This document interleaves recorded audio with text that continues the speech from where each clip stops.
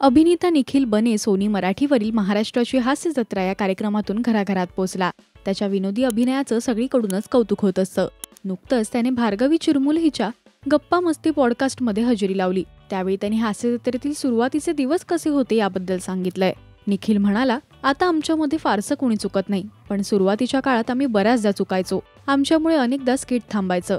मी तर एकदा सलग 7 ते 8 वेळा चुकलो आणि ऑन स्टेज रडलो होतो। मला एकच शब्द येत नव्हता।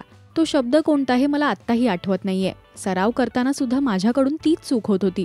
मला बोलताना नेहमी असं वाटायचं की आता मी इथे चुकणारच आहे। ती एक भीती माझ्या मनात निर्माण झाली होती। पहिल्यांदा चुकलो तेव्हा सगळे बोलले, चल ठीक आहे। पुन्हा संपूर्ण वाक्य बोलून चुकलो तरी सगळ्यांनी सावरलं। तिसऱ्यांदा वाक्य बोललो तेव्हा सुद्धा तसंच झालं। त्यानंतर माझं असं झालं की अरे मी लागोपाठ चुकतोच आहे।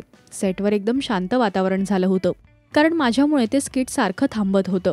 पाणी वगैरे प्यायलो तरीही परत चौथ्यांदा चुकलो। मला खूप दडपण आलं होतं। मी शेवटी हात वर केले, कारण तो शब्द मला बोलताच येईना। पुढे 5व्यांदा चुकलो, मग 6व्यांदा चुकलो आणि मी रडायलाच लागलो। मी रडायला लागल्यावर सगळंच शांत झालं होतं। सई मॅम उठून आल्या। त्यांनी पाण्याची बॉटल दिली। त्या म्हणाल्या, पाणी पी, काही नाही होत। सगळेजण उठून आले। मी शांत झालो। पुन्हा टेक चालू झाला आणि मी परत चुकलो। मला बोलता येत नव्हतं। तो मराठी शब्द होता, पण आताही तो शब्द मला आठवत नाहीये। मी 8व्यांदा चुकलो तेव्हा सेटवर सगळ्यांनीच आशा सोडून दिल्या होत्या आणि मग मलाही कसं तरीच वाटलं। त्यावेळी मनाशी ठरवलं होतं, काही करून ते वाक्य पूर्ण बोलायचं। त्यानंतर एका दमात मी ते वाक्य बोललो आणि सर्वांनी जोरात टाळ्या वाजवल्या।